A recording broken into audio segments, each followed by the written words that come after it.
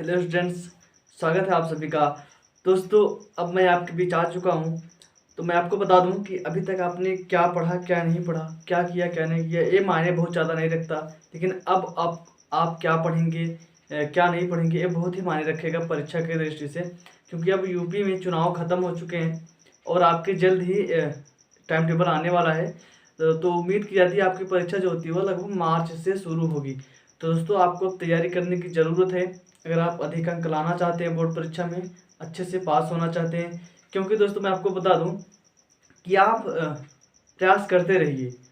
अगर सफल हुए तो घर वाले खुश, और अगर नहीं सफल हुए तो पड़ोसी खुश। इसीलिए आप लोग मेहनत करते रहिए। साथ ही अगर आप बोर्ड परीक्षा में अच्छे अंक पाना चाहते हैं तो आप मेरी क्लास डेली लीजिए। मैं इस क्लास में आपको क्वेश्चन के थ्रू, प्रश्नों के थ्रू आपका रिवीजन करवाऊंगा और मैं साथ ही बताऊंगा कि बोर्ड परीक्षा में कैसे क्वेश्चन पूछे जाते हैं। इससे आपको आइडिया लगेगा और आप बोर्ड परीक्षा में अच्छा कर पाएंगे। तो जल्दी से जल्दी सबके पास शेयर करिए, सभी लोग जुड़ें, सभी लोग इससे पढ़ें। तो जल्दी जल्दी शेयर करिए सबके पास। और मैं आपसे क्वेश्चन क्वेश्चन के थ्रू मैं आपको रिवीजन करवाऊंगा। आप लोग लाइव चैट वहाँ पे चल रहा है, तो वहाँ पे आप लोग वहाँ पे आंसर देना। अगर आपको कोई भी दिक्कत होती है तो आप लोग क्वेश्चन पूछ भी सकते हैं। तो चलिए दोस्तों, बिना देर किए शुरू करते हैं। जल्दी जल्दी सब लोग, आप लोग सबके पास शेयर करिए, सभी लोग को जोड़िए। और जो लोग इसके बारे में नहीं जानते उन लोग के पास इसका मैसेज बताइए कि बिल्कुल फ्री तैयारी हो रही है यहाँ पर। तो अगर वे बोर्ड परीक्षा में अच्छा करना चाहते हैं तो वे लोग डेली क्लास ज़रूर लें। दोस्तों, टाइम निकाल कर आप लोग डेली क्लास ज़रूर लीजिएगा। और पढ़ते वक्त अधिकतर बच्चे वहाँ पर खाना खाने लगते हैं और कोई एक्टिविटी करने लगते हैं। तो आप लोग जब भी पढ़िए, मेरी क्लास लीजिए, तो आप लोग सिर्फ पढ़िए, इससे आपको अच्छे से आएगा। चलिए, इससे आप लोग अपने आप को आंकिए, आप लोग अभी तक कितना पढ़े हैं। अगर आप नहीं पढ़ते हैं तो मैं आपको बता दूं, मैं आपके सारे चैप्टर का जो रिवीजन है वो क्वेश्चन के थ्रू करा दूंगा। चलिए, आपके बीच में पहला क्वेश्चन आता है। हम अपने आज से रिकनेस करते हैं। आपके बीच में पहला क्वेश्चन आपसे पूछता हूँ। प्रथम कोट की अभिक्रिया, प्रथम कोट की अभिक्रिया, प्रथम कोट की अभिक्रिया का मात्रक है। प्रथम कोट की अभिक्रिया का मात्रक है। आपके लिए ऑप्शन है mole, litre inverse, second inverse. दूसरा ऑप्शन है litre inverse, mole inverse, second inverse. Third option है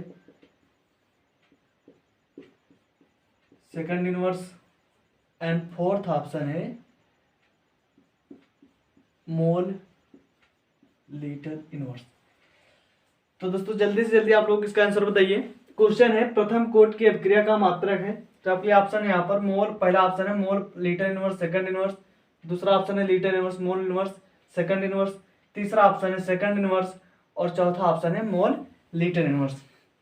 जल्दी जल्दी आप लोग कमेंट करके बताइए कौन सा ऑप्शन इसमें सही है। और साथ ही सबके पास शेयर करिए, सबके पास जल्दी से जल्दी जोड़िए।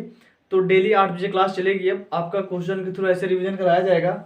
इसमें पहले आपको बहुविकल्पी क्वेश्चन का हम करवाएंगे, इसके बाद फिर जैसे जैसे आपका पैटर्न होता है बोर्ड का, वैसे मैं आपको यहाँ पर क्वेश्चन करवाऊंगा। जल्दी से बताइए। तो दोस्तों, हम जानते हैं कि प्रथम कोट की जो अभिक्रिया होती है इसका मात्रक क्या होता है, सेकंड इनवर्स। तो इसलिए यहाँ पर थर्ड ऑप्शन सही है।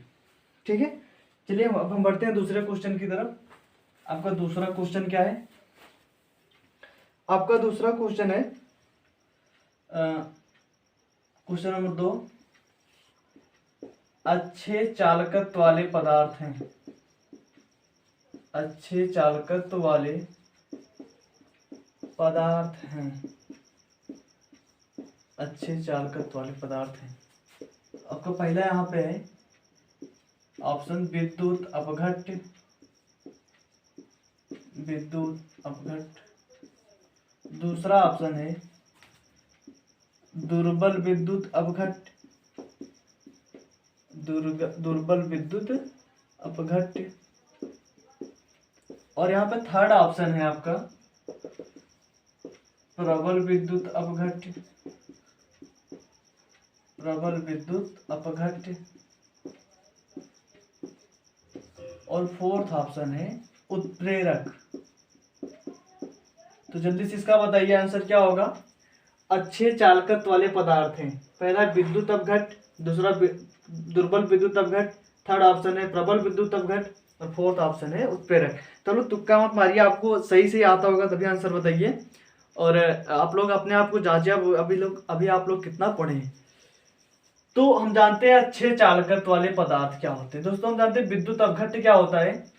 विद्युत अपघट्य वह पदार्थ होता है जो जल में घोलने पर आयनों में टूट जाता है। और जब आयन में टूटेगा, हम जानते हैं जो इलेक्ट्रिसिटी होती है, विद्युत का जो प्रवाह होता है वो आयनों के गमन के कारण होता है ना, उनके मूवमेंट के कारण ही होता है। तो विद्युत अपघट हुआ। विद्युत अपघट दो टाइप के होते हैं, दुर्बल विद्युत अपघट, एक प्रबल विद्युत अपघट। तो हम जानते हैं दुर्बल विद्युत अपघट वह विद्युत अपघट होता है जिसको जल में घोलने पर इसका जलीय विलयन में क्या होता है, इसके विलयन में आयनों की संख्या कम रहेगी। जब आयनों की संख्या कम होगी तो इससे कम विद्युत धारा भी प्रवाहित होगी। तो ए ऑप्शन हो ही नहीं सकता। अब बात करते हैं उत्प्रेरक की। उत्प्रेरक क्या होता है। उत्प्रेरक रेट ऑफ रिएक्शन बढ़ाता है, रिएक्शन की दर को बढ़ाता है। तो इसका चालकत्व से कोई संबंध ही नहीं है, तो ये ऑप्शन भी नहीं होगा। और विद्युत अपघट जो होता है, ये तो विद्युत अपघट यहाँ पे दो टाइप का दिया है तो ये होगा ही नहीं। तब आपका ऑप्शन सही होगा थर्ड, क्योंकि प्रबल विद्युत अपघट क्या होते हैं, इनको जल में घोलने पर ये अधिक से अधिक आयन बनाते हैं। जब जितने ज्यादा आयन बनेगा उतनी ज्यादा इसकी चालकत्व होगी, इसलिए आपका ऑप्शन नंबर थर्ड सही है। चलिए अब बढ़ते हैं हम आपके तीसरे क्वेश्चन की तरफ।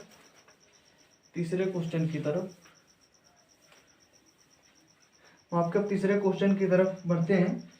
तो आपका थर्ड क्वेश्चन है, जब क्लोरोफार्म CHCl3 सांद्र नाइट्रिक अम्ल HNO3 के साथ अभिक्रिया करता है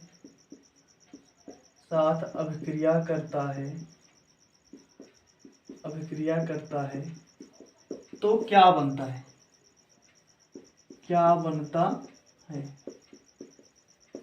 ठीक है दोस्तों, तो आपका क्वेश्चन है, जब CHCl3 सांद्र HNO3 के साथ अभिक्रिया करता है तो क्या बनता है। तो चलिए मैं आपको बताता हूँ यहाँ पर क्या होगा। रिएक्शन आप लोग जानते हैं, अगर आपको आता है तो आप अपने रफ पर बनाइए। अगर आप क्लास लीजिए तो आप रफ और पेन लेकर बैठिए, इससे आप क्वेश्चन को हल कर सकें। चलिए मैं आपको बताता हूँ कि क्लोरोफार्म क्या होता है। क्लोरोफार्म CHCl3, इसको हम ऐसे भी लिख सकते हैं, मैं आप लोग सुविधा के लिए ऐसे बना रहा हूँ, ClClClH, इसको ऐसे भी लिख सकते हैं CHCl3। इसका रिएक्शन होता है किसके साथ, HNO3 के साथ। हम HNO3 को HNO2 के रूप में भी ऐसे लिख सकते हैं, ठीक है, कोई दिक्कत नहीं। HNO3 है, यहाँ पे क्या होगा, यहाँ से एक हाइड्रोजन और यहाँ से एक OH, ये क्या बनाते हैं H2O, ठीक है, इसको गर्म करने पर रिएक्शन होता है। ये यहाँ पे H2 का एक मॉलिक्यूल निकलता है और बनता है क्या है, Cl और NO2। ठीक है दोस्तों, इसका नाम क्या है, क्लोरोफार्म, इससे तो हम सभी लोग परिचित हैं। इसका नाम क्या है, नाइट्रिक अम्ल। और यह जो बना है इसका नाम होता है क्लोरोपिक्रिन।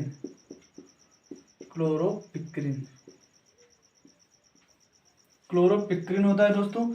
इसका जो यूज होता है वह इंसेक्टिसाइड के रूप में हम क्लोरोपिक्रिन का उपयोग करते हैं। इसको शॉर्ट फॉर्म में ऐसे भी लिख सकते हैं, इसका फॉर्मूला से लिखा रहता है CCl3NO2। ठीक है दोस्तों, इसका नाम क्या है, क्लोरोपिक्रिन।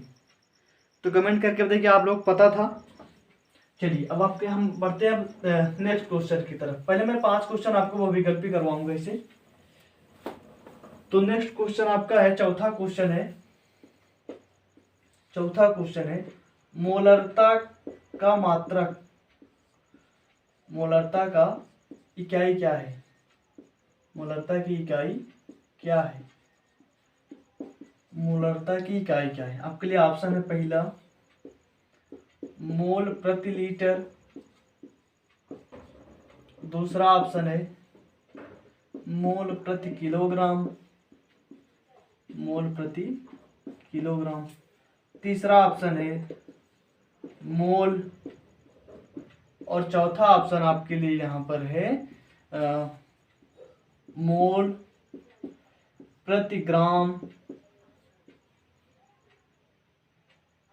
प्रति किलोग्राम। तो आप लोग बताइए यहाँ पर मोलरता की इकाई क्या है? मोल प्रति लीटर है, मोल प्रति किलोग्राम, या मोल प्रति ग्राम प्रति किलोग्राम? तो आप लोग बताइए यहाँ पर इसकी इकाई क्या है? जल्दी जल्दी कमेंट करके बताइए हमको इसकी इकाई क्या है। दोस्तों हम जानते हैं मोलरता क्या होता है, इसका फार्मूला क्या होता है, एन बाई वी होता है। ठीक है, यहाँ पर एन क्या है, मोलों की संख्या, और वी क्या है, आयतन। तो इस प्रकार से इसका क्या हो जाएगा, इकाई मोल प्रति लीटर। तो यहाँ पर आपका ऑप्शन नंबर 1 सही है। ठीक है, तो दोस्तों जल्दी जल्दी सेशन को सबके पास शेयर करिए, जिससे सभी लोग जुड़े और सबका यहाँ पर सबका रिवीजन हो सके, जितना ज़्यादा हो सके उतने ज़्यादा अब स्टूडेंट्स को जोड़िए।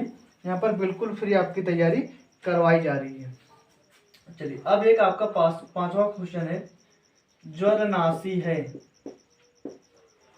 ज्वरनाशी है मतलब इसमें से कौन सा ज्वरनाशी है? पहला पेनिसिलिन, दूसरा पहला पेनिसिलिन, दूसरा आपका यहाँ पर क्रोसिन, तीसरा है DDT, और चौथा यहाँ पे आपका है 2,4-D। बताइए इसमें से ज्वरनाशी मतलब जो बुखार के दवा के रूप में यूज किया जाता है, इसमें कौन सा है? पेनिसिलिन है कि क्रोसिन है, DDT है, 2,4-D? जल्दी से जल्दी कमेंट करके बताइए इसमें से कौन सा ऑप्शन सही है,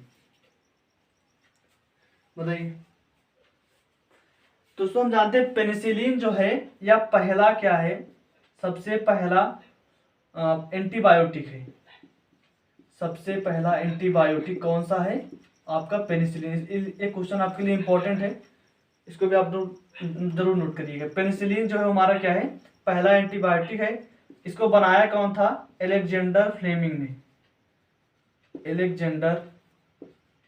एलेक्जेंडर फ्लेमिंग ने इसको बनाया था। ठीक है, आप लोग नोट करिए इसको। और जो आपका यहाँ पर DDT होता है, DDT क्या होता है? मच्छर के मारने की दवा होती है, मच्छर का इससे मारा जाता है। 2,4-D क्या होता है? यह ऑक्सिन होता है, एक प्रकार का ऑक्सिन। 2,4-D। तो यहाँ पर पेनिसिलिन भी नहीं हो सकता क्योंकि ये एंटीबायोटिक है, DDT भी नहीं हो सकता क्योंकि यह क्या है, मच्छर मारने की दवा है, और 2,4-D ऑक्सिन ये भी नहीं हो सकता। तो यहाँ पर आपका ऑप्शन नंबर 2 क्रोसिन जो है वह सही है। तो चलिए दोस्तों अब आपका नेक्स्ट क्वेश्चन आता है, क्वेश्चन नंबर 6। ठीक है, क्वेश्चन नंबर 6 आपका है, ठोस कठोर क्यों होते हैं? ठोस कठोर क्यों होते हैं? ठोस कठोर क्यों होते हैं? Why solids are rigid? ठोस कठोर क्यों होते हैं? आपको क्वेश्चन बहुत अजीब लग रहा होगा, ठोस तो ठोस ही है, कठोर क्यों होता है? जी हाँ दोस्तों, बताइए ठोस कठोर क्यों होता है? ठीक, इसका आंसर आप लोग जल्दी से बताइए हमको कमेंट करके बताइए, और साथ ही सबके पास जल्दी जल्दी ज़्यादा ज़्यादा शेयर करें, जिससे सभी बच्चे जुड़ सकें और वे लोग इस क्लास का आनंद उठा सकें। तो बताइए ठोस कठोर क्यों होते हैं? दोस्तों हम जानते हैं ठोस की प्रॉपर्टी होती है, ठोस के जो कण होते हैं वो बहुत ही पास पास स्थित होते हैं। ठोस के जो कण होते हैं वे बहुत ही पास पास स्थित होते हैं, और उसमें जो अंतरा अणुक या अंतर अणुक जो बल होता है, आकर्षण बल होता है, यह क्या होता है? बहुत अधिक होता है। इन अणुओं के बीच आकर्षण बल क्या होता है? बहुत अधिक होता है। और जो इनके अणु होते हैं वे गति करने के लिए स्वतंत्र नहीं होते। गति करने के लिए स्वतंत्र नहीं होते। गति करने के लिए स्वतंत्र नहीं होते। और एक चीज, इनका घनत्व, ठोसों का जो घनत्व होता है वो बहुत अधिक होता है। इनका घनत्व क्या होता है? बहुत ज्यादा होता है, घनत्व अधिक होता है। इसी कारण ठोस क्या होते हैं? कठोर होते हैं। पहला बात, इनके बीच जो आकर्षण बल लगता है, जो अणुओं के बीच आकर्षण बल होता है, अंतर अणुक अंतराणु, वह क्या होता है, वह बहुत ज्यादा होता है और इसका घनत्व तो क्या होता है, बहुत ज्यादा होता है। और एक चीज, इसके जो कण होते हैं बहुत ही पास पास स्थित होते हैं और ये लोग क्या है, गति करने के लिए स्वतंत्र नहीं है, इसीलिए ठोस क्या होते हैं, कठोर होते हैं। ठीक है दोस्तों, चलिए नेक्स्ट क्वेश्चन आपसे, आपके बीच 7वां क्वेश्चन आपके लिए, समपरासारी विलयन क्या है? समपरासारी विलयन, समपरासारी विलयन क्या है? समपरासारी विलयन क्या है? इसको इंग्लिश क्या कहते हैं? Isotonic solution. Isotonic solution, what is the isotonic solution? जल्दी से कमेंट बॉक्स में छाप दीजिए, आइसोटोनिक सॉल्यूशन समपरासारी विलयन क्या है? तो चलिए दोस्तों मैं आपको बताता हूँ।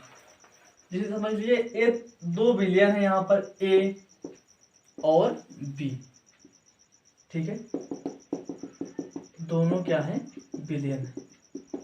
ठीक, जब दो विलयनों का परासरण दाब बराबर हो तो उसे कहा जाता है समपरासारी विलयन। ठीक, तो समपरासारी विलयन का मतलब क्या हुआ? समपरासारी विलयन का मतलब क्या होता है?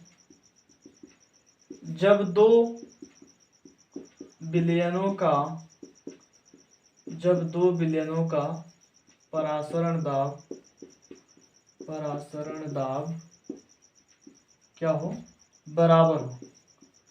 जब दो विलयनों का परासरण दाब बराबर हो तो उसे क्या कहा जाता है?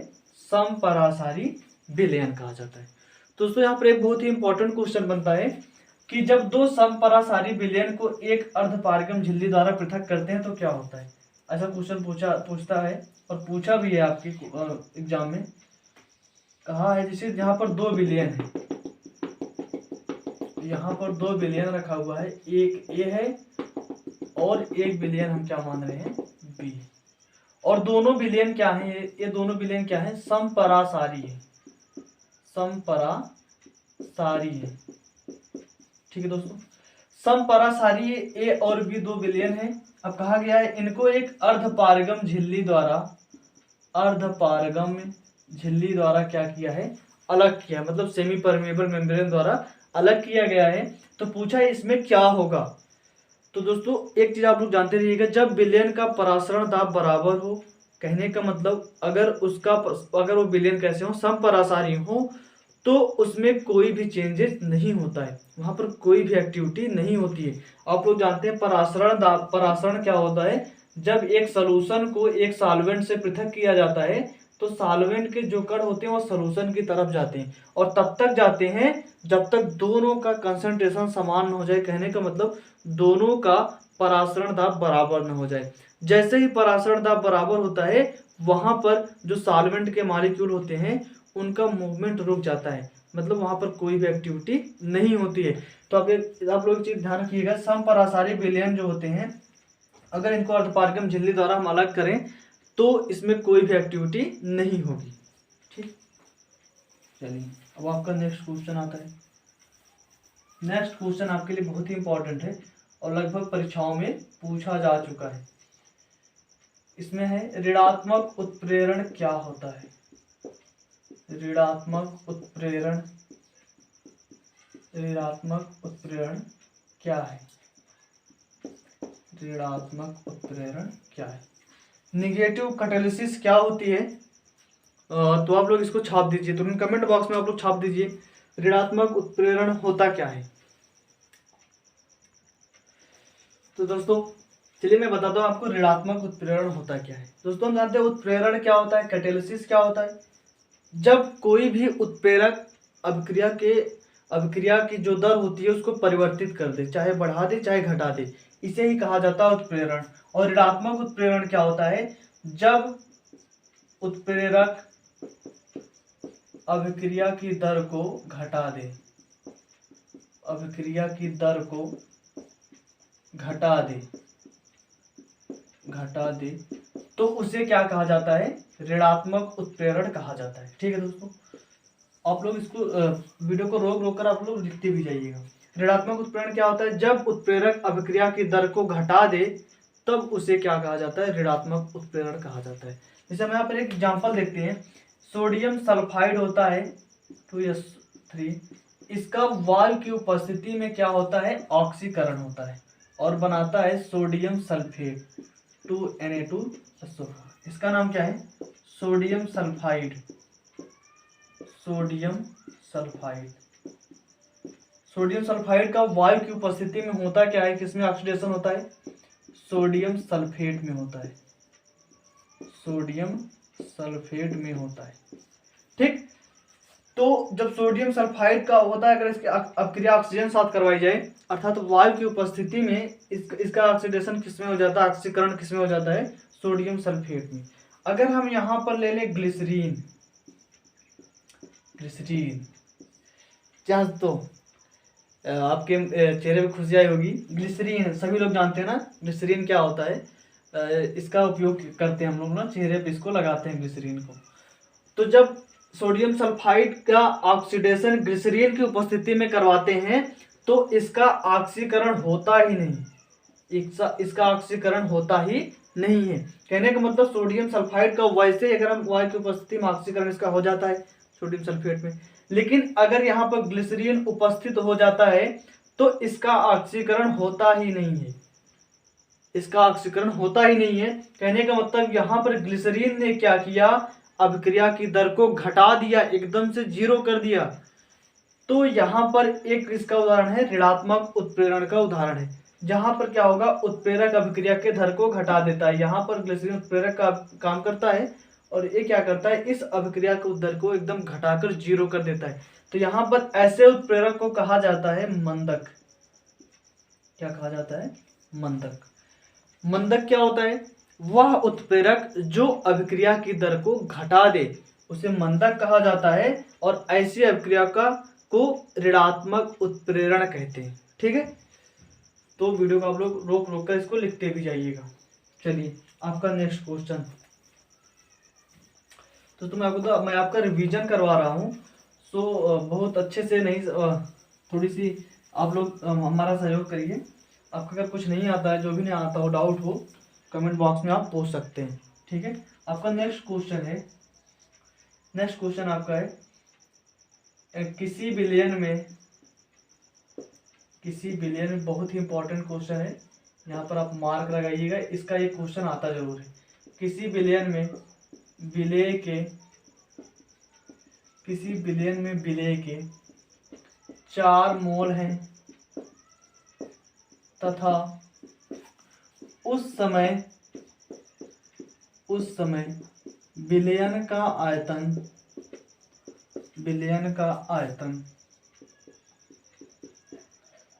500 ml है तो मोलरता ज्ञात करो। मोलरता ज्ञात कीजिए। तो देखते हैं कितने बच्चे इसको हल कर पाते हैं। जल्दी जल्दी आप लोग हल करिए। किसी विलयन में विलेय के 4 मोल है, उस समय विलयन का आयतन 500 ml है तो मोलरता ज्ञात कीजिए। ठीक है, चलिए मैं आपको बताता हूं। दोस्तों हम जानते हैं मोलरता का एक फार्मूला होता है। मोलरता बराबर होता क्या है? विलेय के मोलों की संख्या, इसको तो आप सब लोग जानते हैं, बटे विलयन का आयतन किस में होना चाहिए? लीटर में। ठीक, तो मोलरता बराबर फार्मूला क्या होता है? विलेय की मोलों की संख्या बटे विलयन का आयतन किस में होना चाहिए? लीटर में होना चाहिए। ठीक, तो चलिए इसको हम मैथमेटिकल फॉर्म में कैसे लिखते हैं? N/V, किसमें? लीटर में, जहां पर N क्या है? मोलों की संख्या विलेय के, और V क्या है? विलयन का आयतन है। तो चलिए देखिए हमें क्वेश्चन में क्या क्या मिल रहा है। क्वेश्चन में हमें N बराबर कितना दिया है? मोलों संख्या 4 तो दिया है, लेकिन यहाँ पर वॉल्यूम कितना दिया है? 500 ml में दिया है। तो यहाँ पर वॉल्यूम तो मिलीलीटर में दिया है, लेकिन हमें यहाँ पर फार्मूला में चाहिए किसमें? लीटर में। तो हम जानते हैं जैसे अगर हमें लीटर में चाहिए तो हम इसमें क्या करेंगे? 1000 से भाग दे देते हैं। तो अगर हमें यहाँ पर VML दिया है, कितना दिया है 500, अगर हमको लीटर में कन्वर्ट करना तो हम इसको क्या करेंगे 1000 से इसको भाग दे देते हैं। ठीक है दोस्तों, तो यहाँ पर क्या होगा, कैंसिल आउट हो जाएगा 1/2। ठीक है, तो अब हम करेंगे क्या, हमारा यहाँ पर आयतन लीटर में कितना आया 1/2। तो चलिए हम इस फार्मूले पर रखते हैं। इस फार्मूले पर रखेंगे क्या हो जाएगा, यन का मान दिया है 4 और बिलियन का आयतन लीटर में कितना है 1/2। 2 ऊपर चला जाएगा तो हो जाएगा 4 दूना 4 × 2/1 बराबर 8 यम। ठीक है दोस्तों, इसकी मोलरता कितनी आ गई है 8 यम। ठीक, चलिए अब मैं आपको यहाँ पर बता दूं कि मैं कुछ आपको कुछ बता देता हूँ, कुछ फार्मूला मोलरता से रिलेटेड। दोस्तों मोलरता का एक फार्मूला होता है, हम जानते हैं N/V, वो भी किस में होना चाहिए, लीटर में होना चाहिए। ठीक, तो इसी से हम आप सारा फार्मूला बनाएंगे। ठीक है, अगर यहाँ पर आयतन लीटर में दिया रहे तब तो ठीक है, ये फार्मूला हम लगा सकते हैं। अगर यहाँ पर आयतन लीटर में ना देके यमल में दिया रहे तो हम इसका फार्मूला कैसे लगाएंगे। तो हम इसको यन को ऐसे रहने देते हैं और V लीटर में है ना, तो इसका हम 1000 से क्या करते हैं भाग कर देते हैं, तो यह ऊपर चला जाएगा। तो अब यहाँ पर क्या बन जाएगा N × 1000/V। अब V किस में हो जाएगा यमल में, मिलीलीटर में हो जाएगा। तो अगर कहीं पर मोलों की संख्या दी रहे और आयतन किस में दिया रहे यमल में, तो आप लोग डायरेक्ट इस फार्मूले को लगा सकते हैं। ठीक है, ये एक फार्मूला आपको मिला मोलरता का। चलिए मैं आपको दूसरा फार्मूला बताता हूँ, इसी फार्मूले से हम निकालेंगे। ठीक है दोस्तों, हम जानते हैं यन क्या है, मोलों की संख्या। अब हम एक जानते हैं मोलों की संख्या बराबर होता क्या है, मोलों की संख्या बराबर होता है भार बटे अणुभार, भार बटे अणुभार। तो हम इसको मैथमेटिकल फॉर्म में क्या लिख सकते हैं W/m। सारा का सारा हम कैपिटल स्मॉल में ही लिखेंगे, हमको ध्यान देना है। यहाँ पर W किस में होगा, ग्राम में होगा। तो हम यन की जगह कितना लिख सकते हैं W/m। तो यहाँ पर फार्मूला में नया क्या मिल जाएगा, यन बराबर क्या हो जाएगा, तो यहाँ पर यन के स्थान पर हम क्या रखेंगे W/m/V किसमें लीटर में। तो ये ऊपर चला जाएगा और बन क्या जाएगा W/m × V किसमें होगा लीटर में। ये आपका दूसरा फार्मूला बना, जहां पर W क्या है विलेय का भार है, लिख लेना W क्या है विलेय का भार, विलेय का भार है, और यम क्या है विलेय का अणुभार है, विलेय का अणुभार है, और V क्या है विलयन का आयतन किसमें है लीटर में। इसको आप लोग जानते हैं। तो जिस हिसाब से क्वेश्चन दिया रहे आप लोग उसी हिसाब से यहाँ पर फार्मूले को लगा सकते हैं। तो मैं आपको डेली क्वेश्चन कराऊंगा, तो यहाँ पर इस टाइप का क्वेश्चन आपको मिलेगा। चलिए मैं आपको इसी से रिलेटेड तीसरा फार्मूला बनाता हूँ। तो हम जानते हैं यम बराबर क्या होता है N/V होता है। ठीक, अभी हमने एक आपको फार्मूला बताया यन बराबर क्या होता है W/m, मतलब मोलों की संख्या बराबर भार बटे अणुभार होता है। तो हम यहाँ पर यन के स्थान पे क्या लिख रहे हैं W/m अपान, और V किसमें यहाँ पर है लीटर में। अगर हमको यहाँ सवाल में यमल में दिया रहे तो हम क्या करेंगे यहाँ पर V, अब इसका भाग देते हैं किससे 1000 से भाग देते हैं, तो यहाँ पर उसका ऊपर गुणा हो जाएगा। तो वो क्या जाएगा W/1000/m × V। अब V किसमें हो जाएगा यमल में। तो ये भी मोलरता का एक फार्मूला मिला। ठीक है, तो जिस टाइप का सवाल हो उसी टाइप का आप फार्मूले लगाओ और क्वेश्चन के दिमाग खोपड़ी में छेद कर दो, आप लोग ठोक दो। तो यहाँ पे आप लोग जिस टाइप का क्वेश्चन हो उसी टाइप का फार्मूला लगाइए। एक चीज ध्यान रखना, यहाँ पर W किस में होगा हमेशा ग्राम में ही होगा। तो दोस्तों आप लोग को मोलरता का 3 फार्मूला मिला। तो अगर आपको और चाहिए तो आप लोग कमेंट बॉक्स में बता सकते हैं, लेकिन आप लोग अच्छे से शिद्दत से पढ़िए और अच्छे अंक लाइए, अच्छे से मेहनत करिए, तभी आपका अच्छा अंक आएगा। और आप लोग डेली क्लास करिए, टाइम से करिए, जितना हो सके सभी बच्चों के पास शेयर करिए जिससे सभी को सूचना मिल सके। तो आज के लिए बस इतना ही, मिलते हैं कल। और कल आप लोग टाइम से आइएगा और आप लोग कमेंट बताइए क्लास अच्छी लगी कि नहीं। अगर क्लास अच्छी लगी हो तो सबके पास शेयर जरूर करें। और अगर आपको कुछ क्वेश्चन नहीं आता तो आप लोग वीडियो को पीछे से देख सकते हैं रोक के। धन्यवाद।